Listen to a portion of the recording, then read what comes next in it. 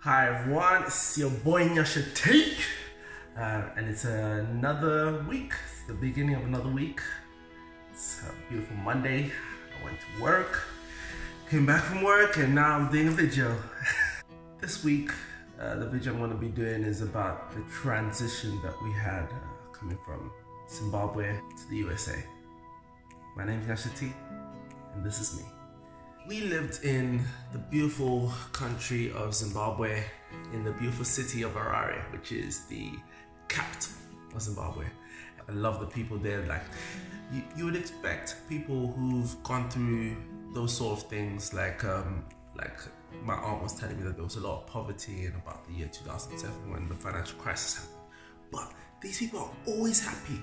They're always like, they just finish work and they're just smiling. Why are you smiling after work? Like in the UK, we don't smile. You go on the tube and you're angry. You're angry. That's the custom of the tube. Like you're upset that you had to go to work, and then you finish your day. You're upset that you're going home. So literally, that's how it is. So going to Zimbabwe and experiencing the happiness that they have, even though they're going through hard times, was a true eye-opener. And that's why, for me, it was probably one of the hardest things, was leaving a beautiful country. I remember I was 13 years old. I was in grade 7, and I went to the beautiful school called Hartman House.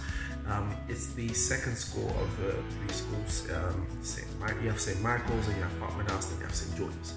And the Hartman House is right next to the President of Zimbabwe's house. So literally, we had the president's son going to our school, and at the time it was President Mugabe and his children. I remember they had a bodyguard that used to park like in the woods and used to watch people, like, and just watch, make sure that the kids are okay, no one's gonna kidnap them. And literally they were there the whole day. They wouldn't leave. They would not leave. But yeah, and you know, as a result of going to that school, I also got to shake his hand. Not like it was anything special, but to me, it's one of those things that I always use. You know, we play tell 2 truths and lie about yourself. I say, oh, I shook the president of Zimbabwe's hand, and people never believe me, but it's actually the truth. Hopefully none of my friends are watching this, or no one that I'm gonna meet in the future, because they'll be able to answer it. But yeah, so we did this. So we in about 2003, my parents decided that, you know, things are getting bad. At the time, like, people were really struggling for food. So like, you go to a shop and you won't find like meat, or no meat in the shop, and even if you had the money, they would not give the things that you wanted. And I remember a lot of people were just like, how do you, what is it called? How can you have all this money? And at the time, the Zim dollars value was dropping hard against any one of the currencies. So my parents decided, no, it's time for us to leave. There's more opportunities. I think they spoke to family members who said there was more opportunities in other countries. So I was very upset, because I was so good at sports in Zimbabwe. I was really good. I was good at athletics. In athletic, I used to do the 100 meters, 200 meters, 400 meters, and also, what else did I do? Oh, my little one is making food. Say hi. Hi. How you doing? Okay. Oh, that's good. You look nice. I'm not gonna pick you up. Okay, say bye. Good boy. They grew up too fast. But yeah, so where was I before he cut me off? Yeah, so I was really good at sports. Nathaniel, close the door. Nathaniel, close the door. Thank you. So I was really good at sports. I was good at athletics, and that's what allowed me to shake the president's hand, because I used to be in Hartman, and I think in St. Michael's, I think it was. I was the best in the blue team. So I was in the blue team. So we did a competition to the blue team, and I was the person who was the head of it, and or the captain, should I say. And we won. and we go into Hartman House, and I was really good at athletics. I went to all the competitions for 100 meters, 200 meters, high jump as well. Yeah, and I was pretty good. Like it always upsets me, like whenever I think about the transition, because like obviously I was in Zimbabwe and I see some of my friends who stayed, and one of them became like a professional athlete, like, and seeing him, and I remember meeting him in 100 meters. I'm like, I was faster than you! I was faster than you! But, you know, it wasn't my destiny. God brought me to better things, so better things, better things. And he knows your destiny, so thank God that, you know, even though I didn't get the opportunity to do all those things, that, you know, he allowed me to experience them and to know what I want my son to do. And he will be a footballer! But yes, so it was great to experience all those things. It was great to go through, to live in Zimbabwe, but the hardest thing was for us to do. And I remember me and my older brother did not get along in Zimbabwe. We did not like each other. We absolutely hated, like, not hate, but I disliked him. I remember, my parents decided that we're moving, and the one thing me and Kuda both agreed on was that we did not want to move. At this point, Kuda was in St. George's, and he was going into Form 4, so he was in Form 3 at the time. And in Form 4, if you're a part of the rugby first team, you get special blazers, and I believe they're white. If you do, I think they're white. Well, they might be red with some badges on them. I forgot what color it is. But he really wanted those blazers.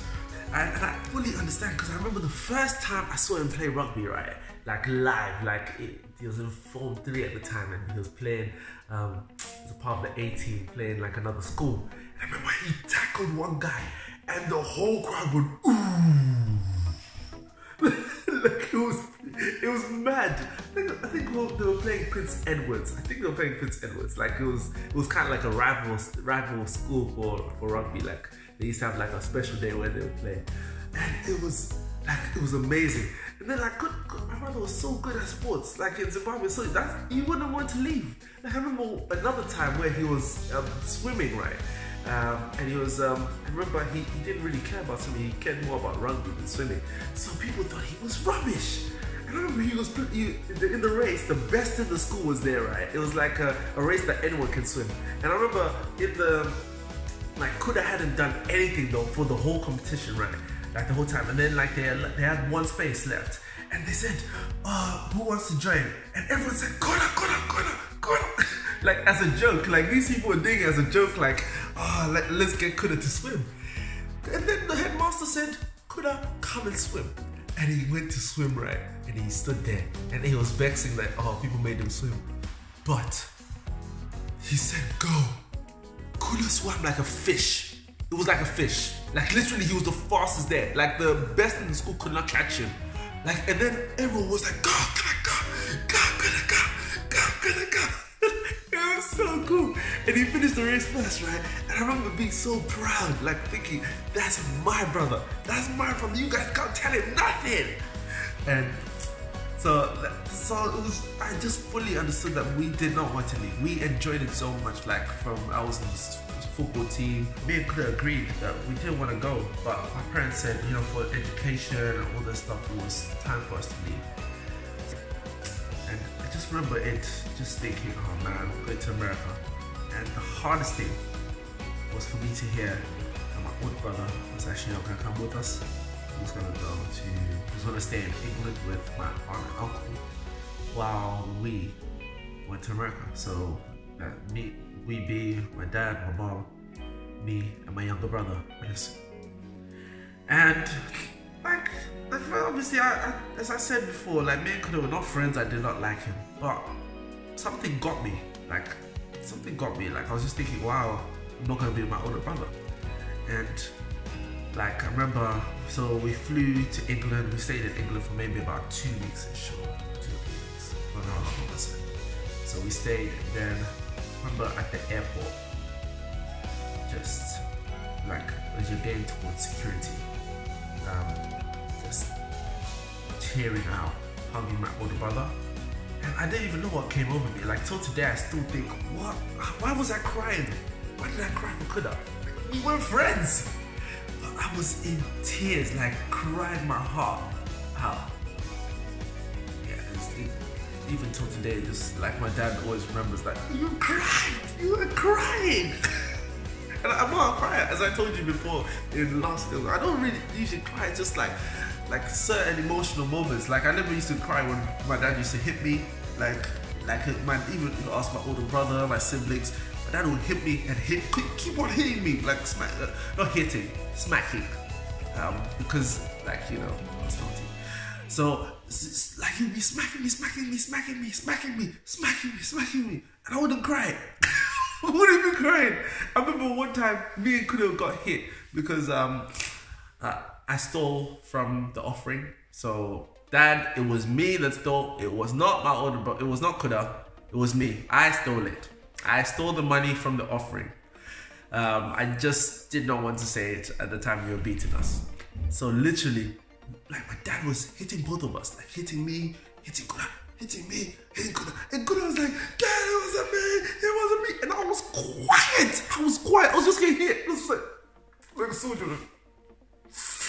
And then when I go back to my bedroom, I obviously teared out by myself. But yeah, like it was when I was saying bye to Kuda and just teared out, just still today, it gets to me just thinking, wow, like we went through that. I had to leave my older brother who I didn't care about, but at the time it felt like he was my best friend.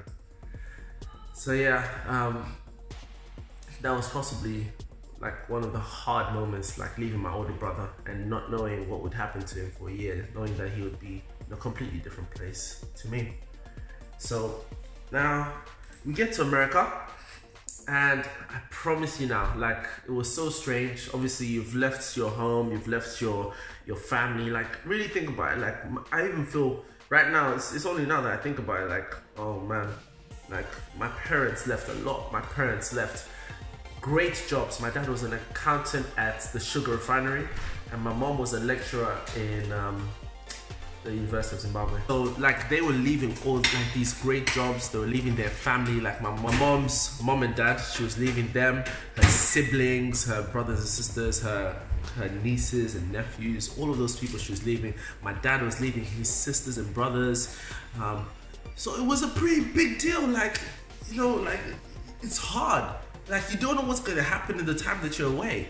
So, and like obviously now that it's been like a good 15 years since I've been, like I've now like, man, in all that time so many things have happened, and because you're away, like you kind of feel like a little bit of an outsider sometimes, because you're like, these people have been diehard together, they've been together for all this time. So yeah, and you're just on the outside, so it's really hard sometimes just being on the outside. So yeah, I really feel more for my parents that they made the decision to take their kids and make sure that their kids are well taken care of. And it's an amazing sacrifice. Until today, like I just pray and I ask God that I'm willing to make those sort of sacrifices for my son and any other children that I have, because that's what you call true sacrifice. And like every time I think about like the stuff that we've been through, I always just remember the story of Abraham, where God told Abraham to leave, I forgot what the city was called, and he told him to leave where he was prosperous, where he had lots of things. But God was saying it because he knew that he was going to be even more prosperous in the new land where he was going to bring him, and his kids were going to be more prosperous there. So like that's one thing that that always brings me joy, to think that, wow, like we went through the stuff that we went through because God was preparing us for prosperity, or even more prosperity, should I say, because we were already rich. So even more prosperity, and I'm grateful for that. So yeah, like leave a message in the comments if you've been blessed by this video, or if if you're finding it interesting. Like, there may not be like a highlight of this video, but like just for you to know that the transition was not easy. Like it was really hard. Just knowing that I'm leaving where everything was great. You're leaving where like you were you were amazing at sports. I could have been in Zimbabwean teams for some of the sports that I was doing, like for athletics, definitely. And I could have been in rugby, but I stopped caring about it. But athletics, I was amazing, and I could have been part of the national team that continued. But God had a bigger destiny. Now look at me, got a son, got a wife. Everything's unbeatable. So don't always be stuck in thinking about how things are at the present, because your future is much greater than your past. So, I think that's what God was trying to tell me when I was going through the stuff in 2018, that yes, we went through this, but this year is another year. Strive for better. Don't focus on the past, look forward. This is me.